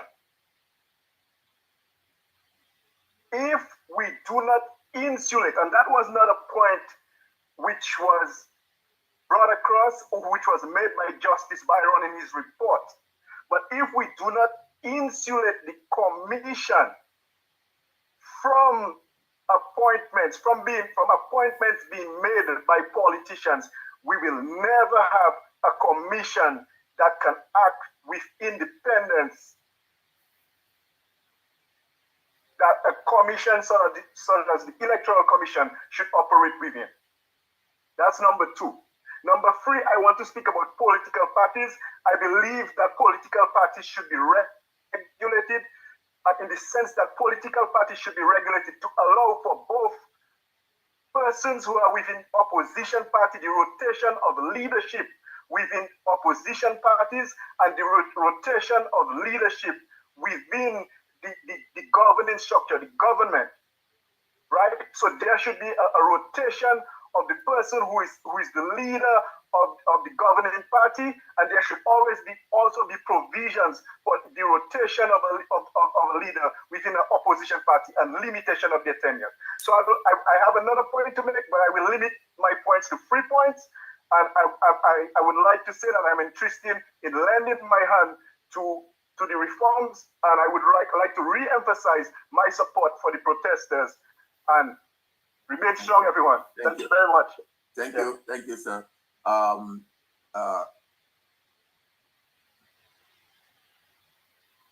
Attorney at Law Earl William Earl.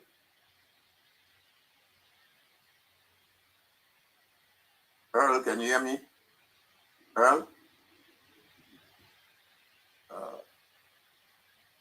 Yeah, sorry, my mic. Okay. Trying to talk about my mic. Yeah. Let me make some response to my colleague. I know he and I used to have a lot of discussions in the past. We don't really talk much nowadays. But let me say about the constitutional amendments in terms of putting people on the commission. I think our constitution is heavy. Recording stopped. Our constitution is really heavy in terms of most of the committees, most of the things that we have to, organization and institutions we have to conduct our affairs. All of them give the government the power to have the majority on those commissions. And I think really because maybe it's the right to govern. But some of these, like the Electoral Commission and Boundaries Commission, these things are so independent that I think government does not have the majority on those institutions. I understand for many of the others because government has to govern, and but that particular one. Something I wanted to talk about, and a lot of Dominicans, a lot of us who are attorneys and scholars, we have been consistently neglecting it in the whole discourse of electoral reform.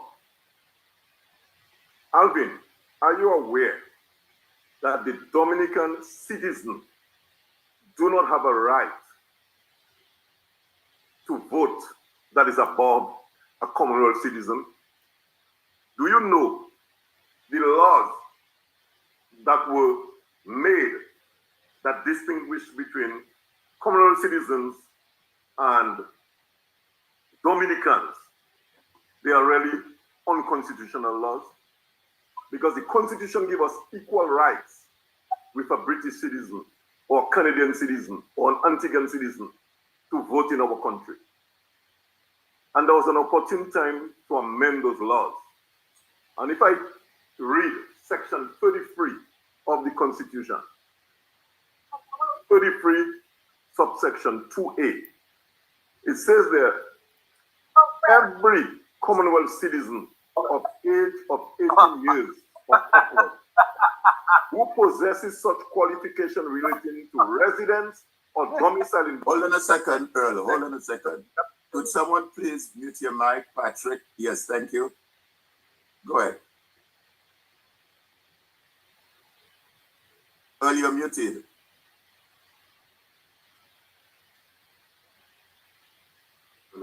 Yeah, you're good now. Yes.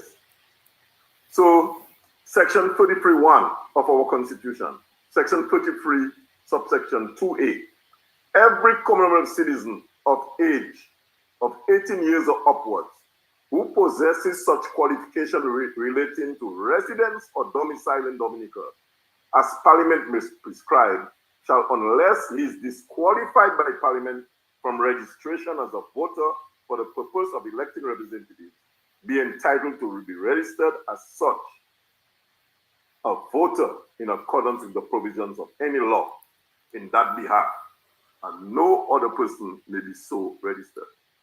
So this is the law, and this is the section giving us a constitutional right to vote. And that right is intertwined with Commonwealth citizens. So the Constitution hasn't given us any superior right to over an Antiguan or a British person or a Canadian person to vote.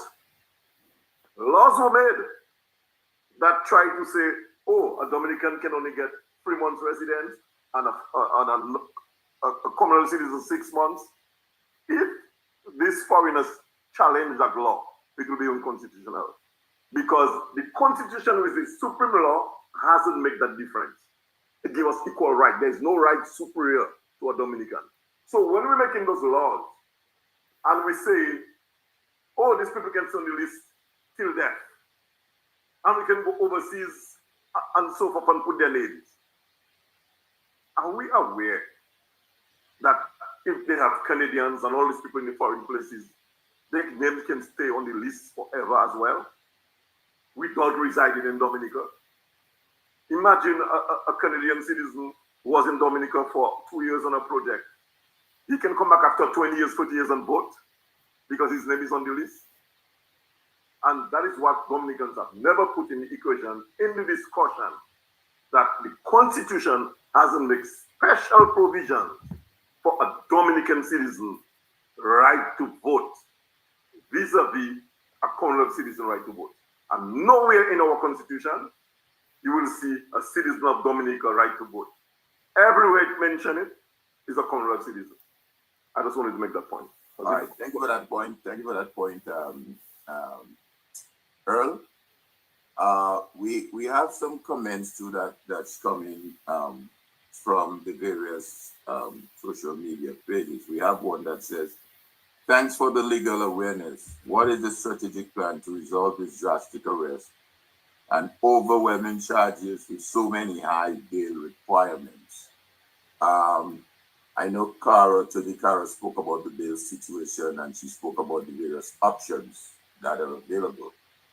I don't know if any one of them, any of the attorneys, that includes you, Dr. Andre, if you're still there with us, if you want to make any comment as it relates to that, asking what are some of the options? As I say, Cara did mention some of that, but would you want to chime in on that and give some remarks? Well, certainly she talked about applications to vary the bail, which is quite commonplace where I preside. In terms of the trial itself, I think there's a plethora of issues which could be brought. Cara talked about the challenge of the constitutionality of the Riot Act. She's already been involved in that type of initiative in another case. I can indicate the legislation itself, Section 4, could be challenged on the basis of vagueness, on the basis of impreciseness, and on a basis of it falling foul of the constitutional provisions that everyone is accorded the right of protection of the law and so on. I mean, how can you be protected by the law if the parameters of the law are unknown? Earl made a great point, it seems to me, with respect to the definition of violence as it relates to riotous and tumultuous behavior. The whole question as to whether the police were justified in initiating the physical contact on the basis of trying to quell a riot when they allegedly were the main perpetrators of the disorder, which resulted in the brutality exhibited by the police in dealing with some of the protesters. So I think, quite frankly, that there is a rich harvest, in my view, of issues which could be raised in this matter, and the lawyers will certainly decide which will be the most efficacious. But quite frankly, this has to be rigorously challenged, because obviously certain persons are being scapegoated, and we should not stand idly by, because the question is, who will be next? Thank you. Thank you, Dr. Andre. Do I see any other comments? Just going through and see if I see any indication. Dr. Friday, is there any comment you want to make? If you're still with us, I'm not sure if you're still there.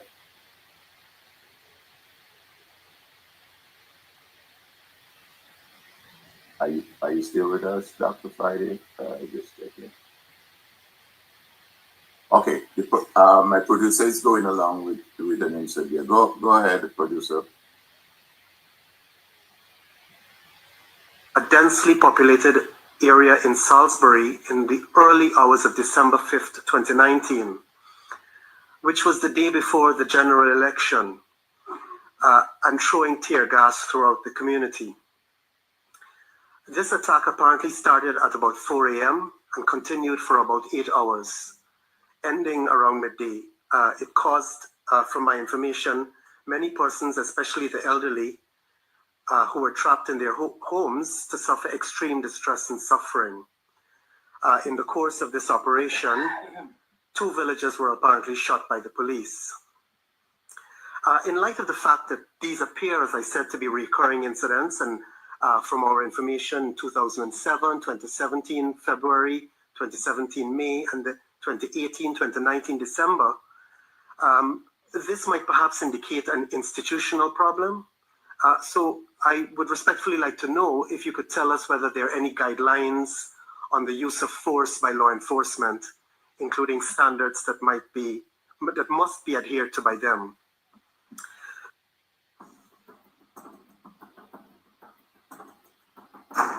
Force raided a. Okay. All right. Thank you, producer. That was the human rights in 2020, as it relates to the folks in Salisbury. There is another aspect to all of this which time may not permit us to go into, and that is the regional forces, the RSS, regional security system, coming into Dominica whenever there is some protest or citizens stand up and decide to stand for their rights. The government makes a request for this regional body, and you have this regional security system, this forces coming into Dominica.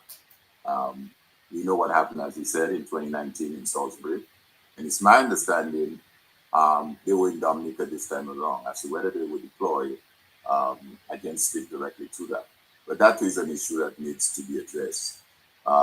Another comment that I saw in chat is from someone who says, is there a realistic chance of successfully challenging the incumbent party in government with litigation? If not, how do we proceed? And if yes, what is the next move, especially if elections are called in 2025? I don't know if anyone on our panel might want to make a quick response to that.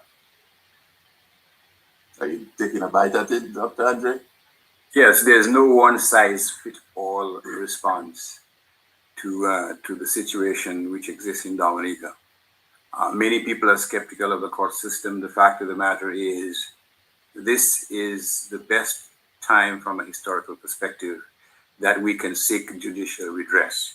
The process is slow, it is somewhat costly, but the fact of the matter is, when your apex court makes a decision, it brings notice, it brings attention to your country.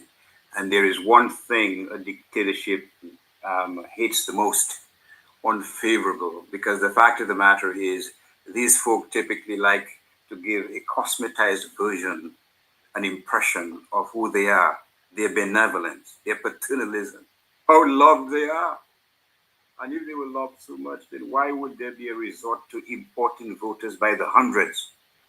The last election, well, not the last election, one of the past elections, on about 2019, if I recall correctly, there were 19 planes at the Douglas, whatever they call it now, airport. 19, Alvin Thomas. Never in the annals of Dominica's history has there been so many planes on the very eve of an election. What they were there for? To look at the Tutulu crabs in the river? No, they came there with a cynical purpose: to vote illegally. And you know what was awful? We have to look at this in a general perspective. According to some reports, some of these voters were carried to the polls by who? Members of the Dominica Police Force. This is what we're dealing with. So judicial recourse is important, but there has to be more. The people have to show that they are not in agreement with the theft of democracy, with the disappearance of monies that should have been deposited into the consolidated fund, with the fact that though there's no evidence of Dominica having any Sokoyans, quite frankly, but buildings are being erected mysteriously in the names of persons affiliated and associated with the political directorate. We cannot afford to turn, what is the phrase according to Bob Marley? Turn to one side and look when people are getting $800 a month, $1,000 a month, and persons are getting filthy rich. And we're being told you cannot engage in peaceful assembly. You have to ask permission from the state agent dressed in a uniform of law and order. That situation is intolerable. It undermines the Caribbean. It undermines the peace and democracy. And on one last note, remember what the Apex Court, the CCJ, said in that July 5th or 7th decision and so on. If Dominica continues to have these types of tainted elections, I'm paraphrasing it, it will create the potential for public disorder and violence. I'm paraphrasing what they said. And I guess it has come to pass that that is exactly the fruit of that type of illegal activity. So this is why there has to be a multifaceted approach. I don't believe in violence, but I believe in the right of the people to make their views felt publicly without being harassed, persecuted, stoned, slapped down unconscious by members of the state dressed in battle fatigues or army uniforms. Is that what we've come to, Alvin Thomas? Is that what they do in Georgia or Atlanta? No, and we shouldn't accept it. Thank you, Dr. Andre.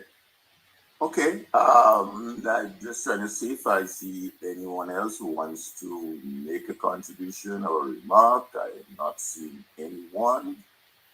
Let me just make sure that if you'd like to make a comment now, please raise your hands, or as they say, forever hold thy peace.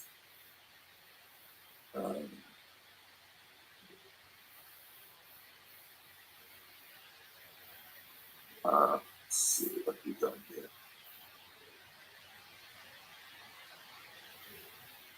I have a question there, and I don't know if one of our attorneys can respond. Dominica is a state party of the International Criminal Court.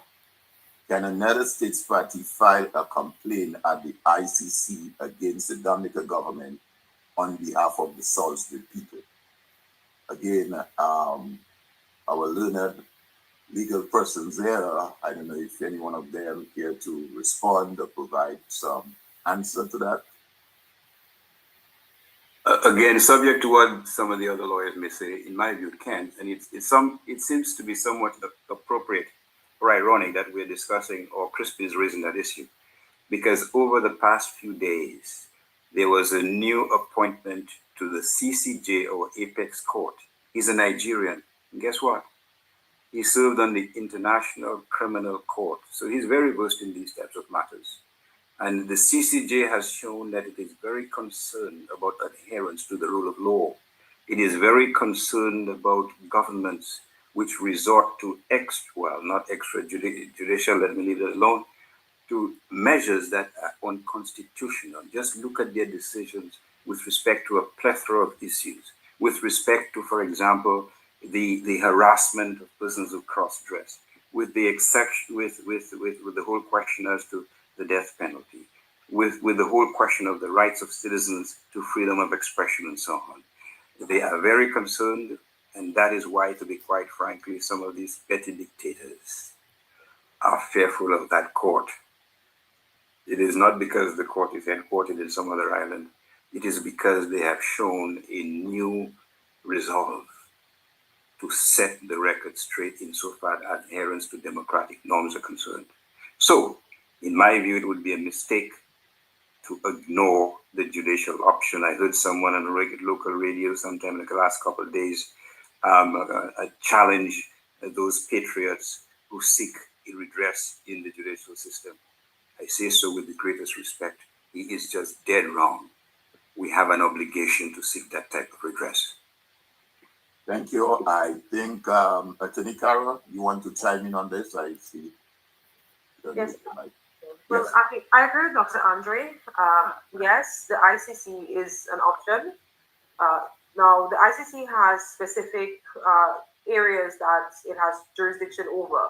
These include crimes of genocide, crimes against humanity, war crimes, and crimes of aggression.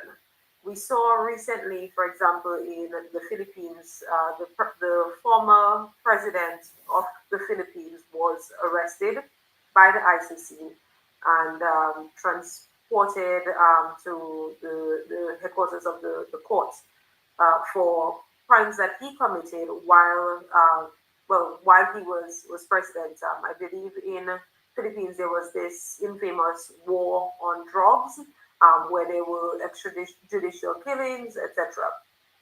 Now, in our case, we are noticing that the government is becoming more and more violent and aggressive. Some of the videos which circulated with police officers throwing stones at civilians, beating down a middle-aged or advanced age man to the ground, and of course repeated offences against the people of Salisbury. I mean, I am from the community of Salisbury. I have gone house to house and have spoken to some of the villagers who were affected, including elderly people, people who are in their 90s, people who have mobility issues. We're talking about elderly people who were trapped in their homes, filled with tear gas, not once, not twice, but more than 3 times this happened. I think it was twice in 2015, then there was 2019, and now most recently, right? So the government has embarked on a pattern of violating the human rights of various people in Dominica. It started with Salisbury, and it has transcended to other parts of Dominica, as we saw in Roseau recently. And I believe also there were incidents in Roseau in, I believe, 2019. This is something that should be of extreme concern to everyone, and all options in terms of strategies must be on the table. It must be considered. Now, just to add, I know that members of the government have called on to radio programs, and whenever things are given international attention, they try to manipulate Dominicans by saying, "Oh, they're trying to give Dominica a bad name." This is utter rubbish. It's complete nonsense. I would draw an analogy to someone who is being beaten and abused in a domestic situation, right? And that person seeking help from outside because the abuse is so much on the inside. In a situation like that, when someone who is being abused seeks help from outside, then it's a good thing, because abuse and negativity, these things will only fester and get worse if it is hidden. So if the government has a problem with getting negative attention internationally, the solution is to fix the actions.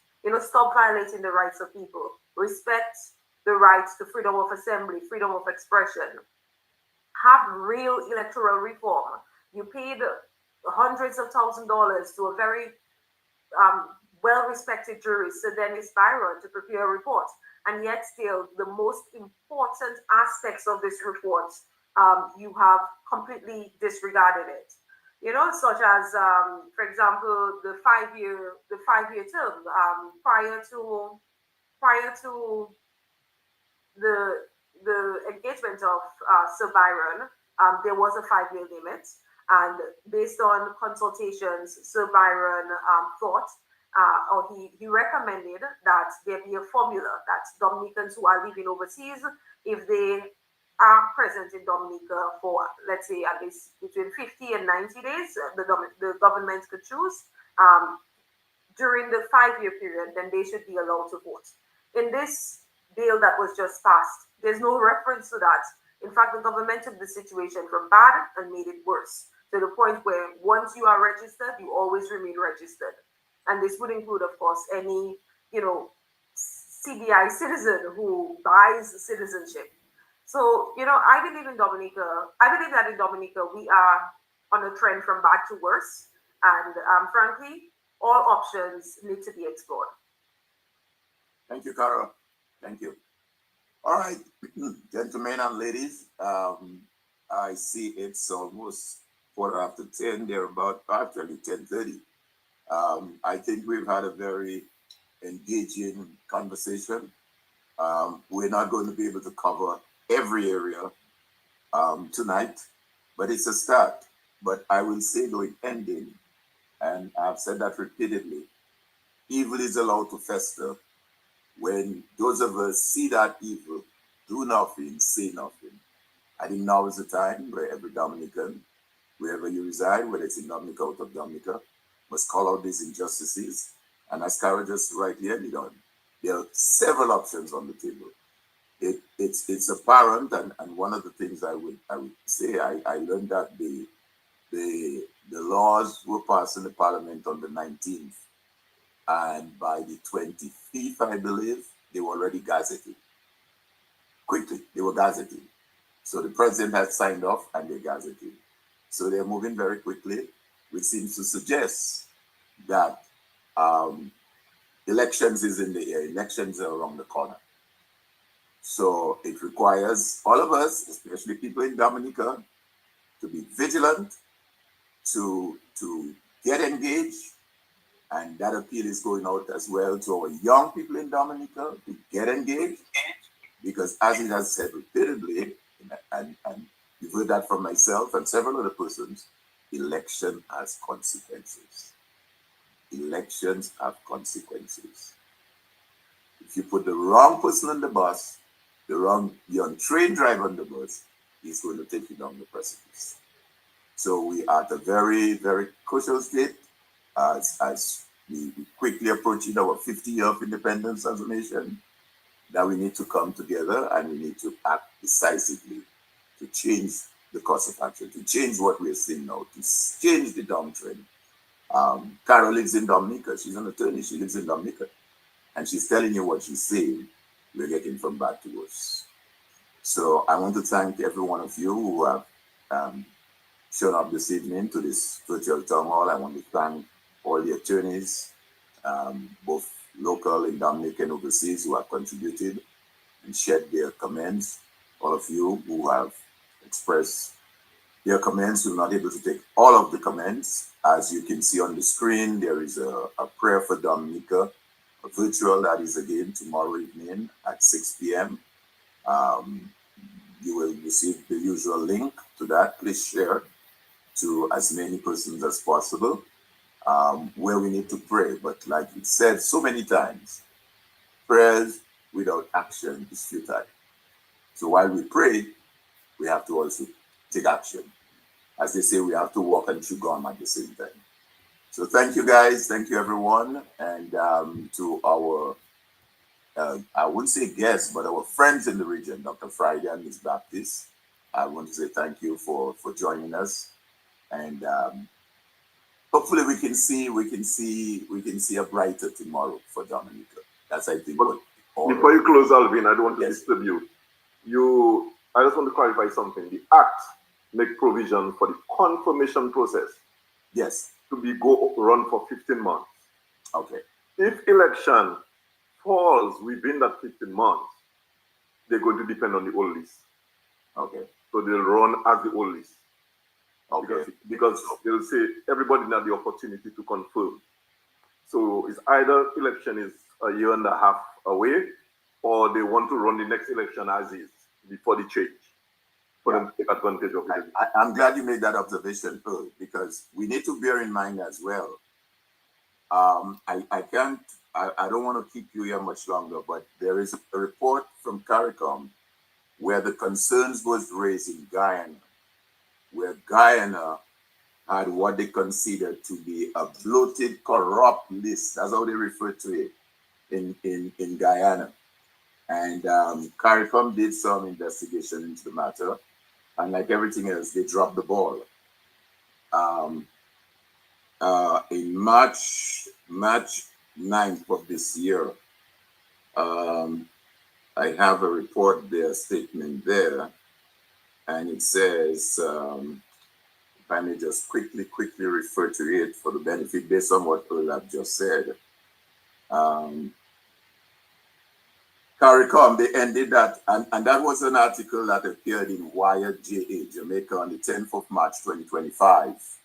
And they concluded the article, the report, by saying CARICOM's silence in the face of electoral corruption is a betrayal of its role as a regional body